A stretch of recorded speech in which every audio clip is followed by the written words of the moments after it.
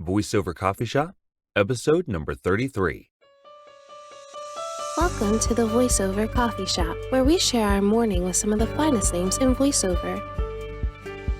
And now, here's your host, voice actor Andrew Morrison.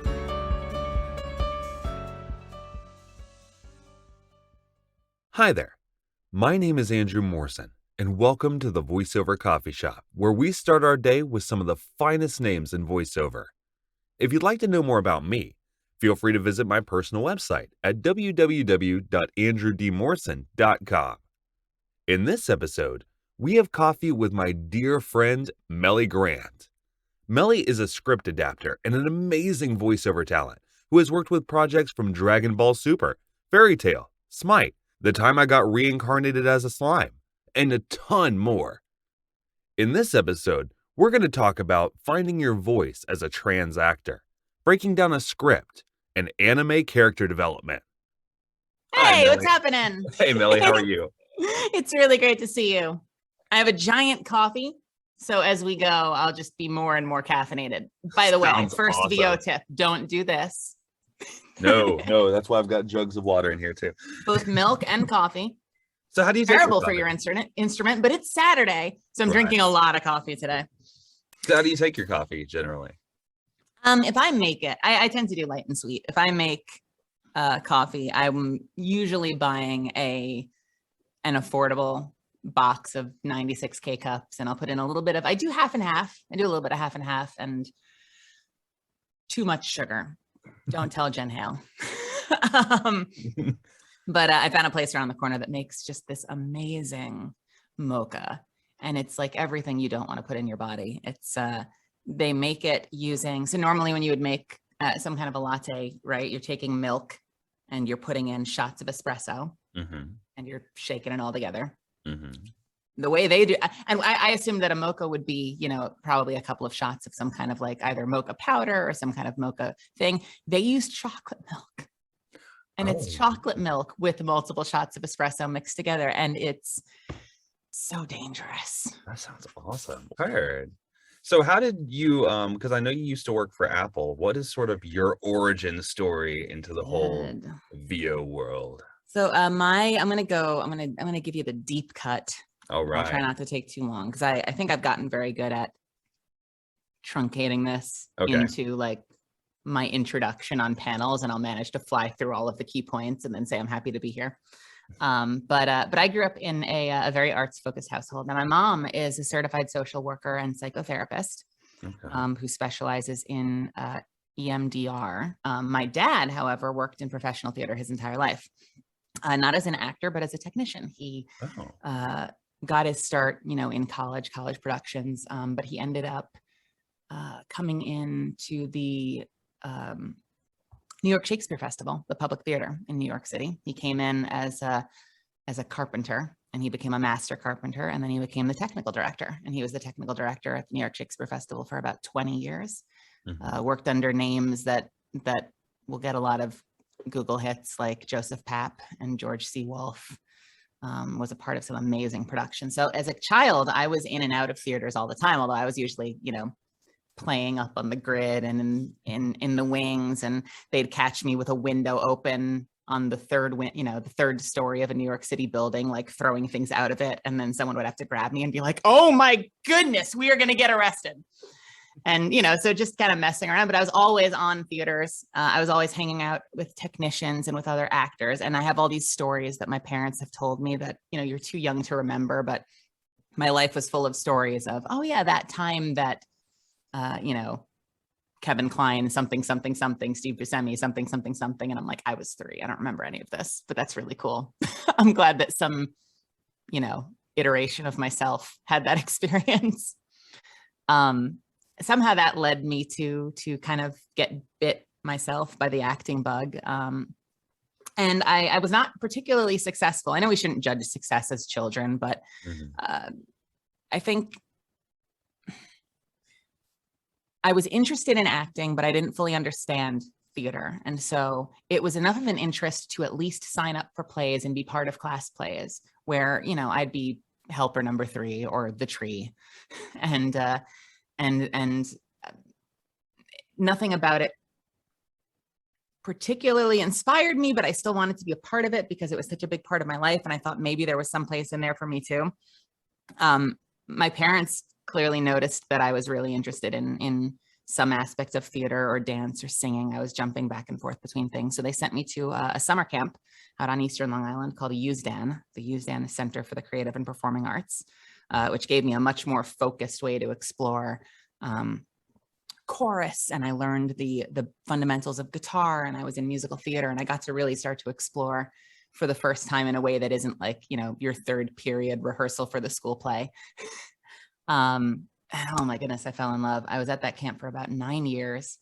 I was in and out of musical theater and drama, and that led to being in every school play when I was in high school, and that led to applying early decision to NYU Tisch.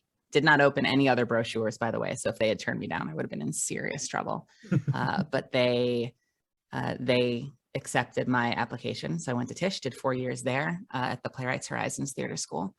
And then somewhere along the way, I discovered voiceover. And I think it happened around 2004. That's all you'll get as far as how old I am. Around 2004, somewhere mid-college or early college. I think it might've been early, mid-college, something like that, early college. I was at Otakon in 2004 out in Baltimore. And I remember seeing that there would be a panel with Tony Oliver on it. And I did not know Tony Oliver by name, but it said that he had done a lot of Power Rangers stuff. And I grew up with Power Rangers, and it was my favorite show as a kid. I have vivid memories of loving Power Rangers 1 year longer than everybody else, and then getting made fun of horrendously for like 4 years because of a Halloween costume. And so I figured that would be cool. And I would show up, and I was cosplaying at the time. I don't do a lot of cosplay, but I was dressed up as a character from one of my favorite animes at the time, which was the X TV series. X 1999 was the movie. I think it was just X TV was the 24 episode series. Okay. And I was dressed up as this character named Sorata Arisugawa, which basically consisted of a yellow rain jacket, a black shirt with a big red letter A and an arrow pointing up to the face, because that's his way of saying, I'm Arisugawa, that's me. I'm going to point it to my face and put it on a t-shirt. And he had an A on his hat. His hat was turned backwards. And I was so embarrassed to find out that that was the character that Tony voiced in that show. And I was on a panel dressed up as a character of his, which to him probably seemed intentional, but to me, I had no idea. But that was the year that he introduced, if any of your viewers are familiar with it, that was the year, I think, that he first introduced Adventures in Voice Acting with Bang Zoom. Oh. And so they started to do their very first workshops in California, and they planned a couple of very limited appearances in New York City. And I decided to give it a shot. I showed up as, you know, a freshman or a sophomore at a prestigious theater school, thinking like, you know, how hard can this voice acting thing be? I'm going to kick all these people's butts. And I had a chip on my shoulder about it. And that workshop kicked my butt. I was just so in over my head at that workshop. Bless you. Did not know what I was doing, was way too loud or way too soft, was completely lost the whole time, but something about it stuck with me. And I decided to keep pursuing it and keep studying it. And sure enough, and I'm sure we'll get into this, but sure enough, I realized there were so many aspects of voiceover, and specifically animation voiceover, that spoke to me in a way more so than even the work I'd been doing in theater and on camera. And you'd think I would have jumped right into that after graduating. But when I graduated, it was 2008 and the recession hit. And no one could keep their jobs. And if you had a job, you should keep it. And I had this part-time job at Apple, to get all the way back to your question. And I figured, man, I better keep this, because I don't know how I'm going to pay rent. I only just got an apartment. You know, people are having trouble getting work. So rather than immediately start to push into the arts, I immediately started to push for full-time at the job. And that led to, well, how can I make a little bit more money? What do I want to do with this company? Maybe instead of selling computers, I want to fix computers. And so I started to work my way up that ladder. And before you know it, I had been there for 10 years. And somewhere along the way, I don't remember the moments, but I know somewhere along the way, I decided I guess the acting thing isn't happening. You know, the full-time job was overwhelming at times. I was too distracted with that to put my effort into the other thing. You'd get home from work and just be exhausted. And so the idea of trying to think about, you know, trying to take classes or trying to submit for auditions or look for representation, all of those things just felt too exhausting to me. And part of that, I think, is because that wasn't the place I needed to be. Mm-hmm. And so it was probably draining me in a way that it might not drain someone who that it's actually their calling. You know, it's like you're she's like a tabletop, like Dungeons and Dragons reference. It's like you're using a weapon you don't have a specialization in or something. You know, like my calling is for storytelling. It's not for selling or fixing computers. So when I'm there, I'm like working with a -4 penalty versus the stuff that I'm actually meant to be doing. I was at that job. I still have nothing but love for that company, but I was at that job for 10 years. I was there probably 5 years longer than I was happy. And right around the 9th year, 2 of my friends from New York, Brittany Lotta and Matt Shipman, who some of your viewers may know by name, but they are also very storied voice actors at this point in this industry. They were thinking about moving to Dallas and trying to, you know, find their way into the Funimation circuit and the anime world down in the Dallas market. And they knew that I was interested in it. So they started pressuring me, and they pressured me for the better part of a year. And I was resistant because change is scary. Mm-hmm. 10 years to the day, you can't see it, but right over here on the side, actually you can kind of see it. I have this big crystal thing that commemorates next to my dragon dagger that commemorates the fact that I was there for a decade and I quit 10 years to the day. Wow. Here's a trophy. I'm out. Yeah, literally. They handed that thing to me probably like a week before I walked out the door. And I moved down here to try and make it happen. So I like to say that my heart caught up with me eventually, but it's, you know, my life is always going to be a series of questions of what ifs. By the way, I'm, your viewers may or may not know, I don't know how you're going to introduce me, but I am trans, and mm-hmm. I transitioned somewhere along the way as well.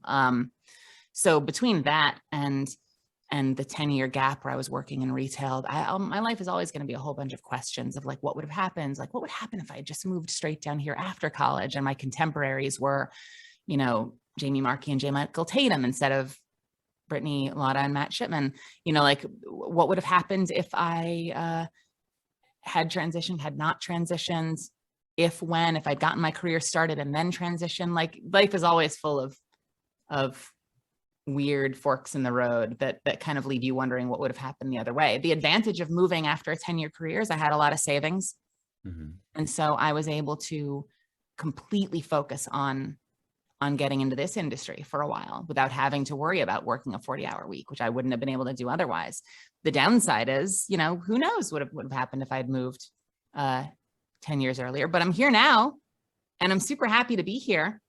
I wish I could say that it has been the easiest journey, but every minute of it has been rewarding. And I'm hopefully, you know, it'll continue to go places from here. That's like the longest question in the world. So that's that made some kind of sense. I am a long-winded person, and I will try to make all of the future answers about half that length. No worries. So that's the what if, but you're planning on going to LA. So like, what's your what now? Who told you that? You did. I did. You were talking about it on Queerbox. It's interesting. You know, you move ideally when you feel like you're sort of a big fish in a small pond. And one of the reasons that I chose, for me, it was a toss-up between LA and Dallas, because there are a lot of considerations. There's more types of work happening in LA. You've got a lot more in the way of video games, and you also have a lot of film and television. If that's something you could see yourself getting into, that's something I'd certainly like to explore at some point. Mm-hmm. But there's a whole lot more competition, and the caliber of the competition is far higher. Which is not to say that there aren't a ton of incredibly talented actors in Dallas, but it's just a numbers game. You know that because that's where most of the work is happening. That's where the world-class talent are all ultimately congregating. So it's a steeper hill, but there's also a lot more places to stop along the way. And as far as Dallas was concerned, it's a much lower cost of living, wildly lower cost of living. To give you an idea, when I left New York, I was working 40 hours a week, right? And I was in a 1-bedroom apartment that just had a little bedroom, a little living room, and a little kitchen and a door. And that's how I leave. And that was about $1,200 a month the last year I was there. And I'm paying only a little over half that as my share, not for the whole place, but as my share of an entire house I'm renting with my housemates right now. And when we moved in, actually, when we...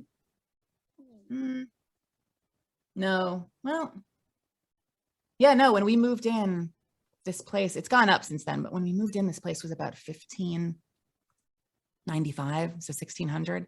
But the idea that, $400 more a month and you go from a bedroom and a kitchen to an entire house, the cost of living in Dallas is insane. So that was a consideration. And the other consideration at the time, before remote was more common, which is a really positive way of looking at the last year. Right. More common, is it was a much smaller pool, which means there might be an opportunity to get your teeth, your feet wet, your teeth wet, get your feet wet a little bit sooner. Funimation had a bit of the habit of working with newer talent earlier. So there might be ways to get in when you're still sort of figuring things out. So you don't immediately have to be on, the level of your, Steve Blooms, D. Bradley Bakers in order to get in the door. There are opportunities to kind of start to find your way in. And as actors moved to LA, which tended to be an inevitability, that would open up windows for you to maybe find archetypes that you can play or find bigger opportunities as those gaps get created in the talent pool down here. So it just seemed like an interesting place to start to sort of figure things out. And my goal was eventually to get to a place where I felt like I had enough credits, a little bit of notoriety, and that I had enough experience and know-how, and I felt like I had enough to give that I could then move to LA with some credits under my belt as some semblance of a known quantity and try to work from there rather than starting from zero. I have a lot of friends that have done the exact opposite, that have moved to LA with absolutely nothing going on, and they figured it out from there, and they're doing fine. So I think it was honestly an either or. And one of the biggest things that sort of sealed the deal for me on Dallas was that because I was coming out of this 10-year career and I had a lot of savings, I knew I could stretch them a whole lot further in Dallas than I could in LA, which meant that it gave me more of a longer runway in terms of kind of getting my feet planted and figuring things out before I had to immediately think about jumping back into a side job. So does most of your work now come from animation video games, or is it in the e-learning space at all, commercial space at all? I have been told time and time again that I need to be doing commercials. So I am auditioning for commercials. I have not yet booked commercials. I'm very eager to book commercials, but I would say most of my voiceover is in anime and a little bit in video games. So if you look at my credits, you've got a Borderlands credit in there. I've been in Smite. I have a couple of other things on the horizon that are coming out. And most recently, we just launched Tome, the Terrain of Magical Expertise, which is a brand new RPG that is available on PC. And I play Gamesoft, who is one of the primary characters in that story. It is actually one of my first leads in anything outside of like high school plays.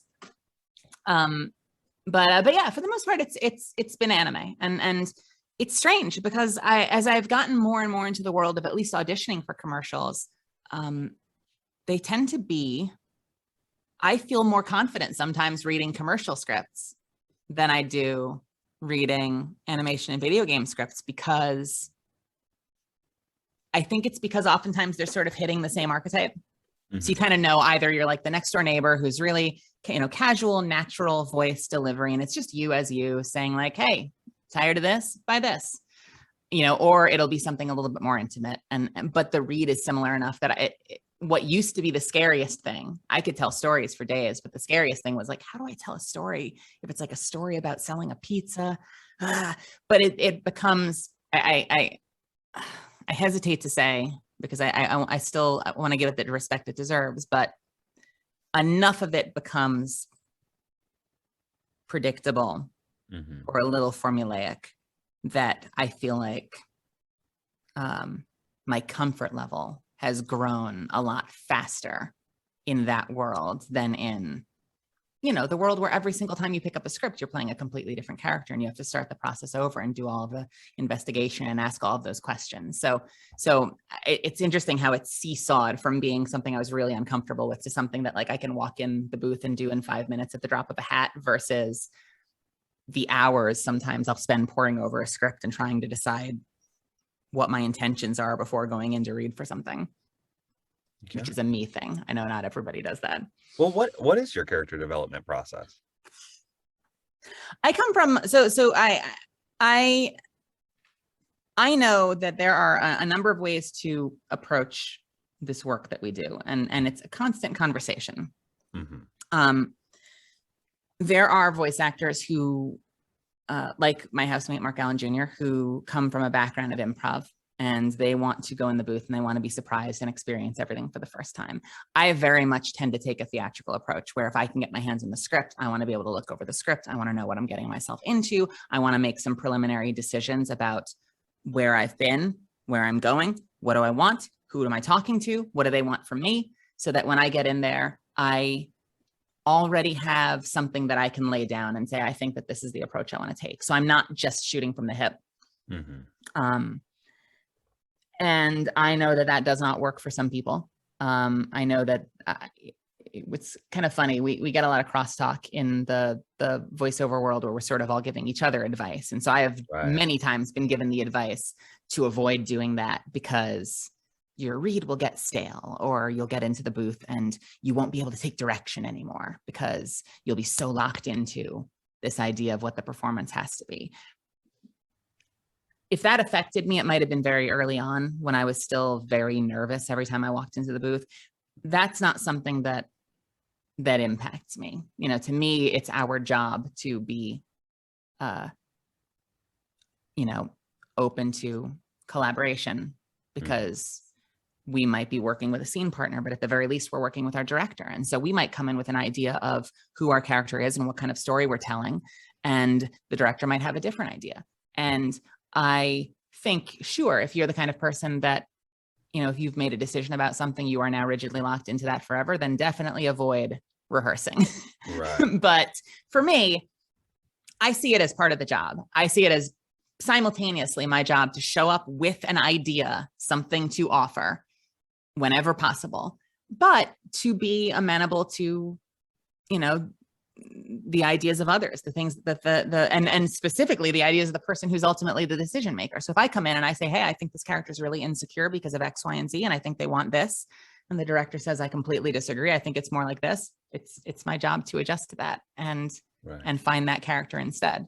And I think as you talk to, multiple actors, you'll kind of hear different opinions on that. For me, rehearsal has only ever been a boon. I don't think that it's something I need to kill myself over, but especially when we get into simuldub, where you're showing up and half the time nobody really knows where the story is going because only half of it has aired in Japanese. And so we don't have the luxury all the time of knowing if you're going to turn out to be a villain in 3 episodes, or if the character is going to turn out to be trans in 3 episodes, or those kinds of things we don't always have access to. So I want to know at the very least what I'm walking into today. So if nothing else, if I can't get a script, which is rare, it's rare to get a script. If I can't get a script or anything in advance, at the very least, the morning of, I have a ritual of watching the episode once or twice before I show up for my session, so that I'm very familiar with what I'm about to do when I walk in there, even if I may not, I may not fully understand where the story is going. I really hope you enjoyed hearing Meli's story and how her road of finding herself led to an amazing career in our industry. In our next episode, we're going to talk more about Bang Zoom, script adaption, and how to be directable. Until then, thank you for listening, and I'll see you next time. Thank you for listening to the VoiceOver Coffee Shop. For more information on guests, new episodes, and more, be sure to visit www.vocoffeeshop.com.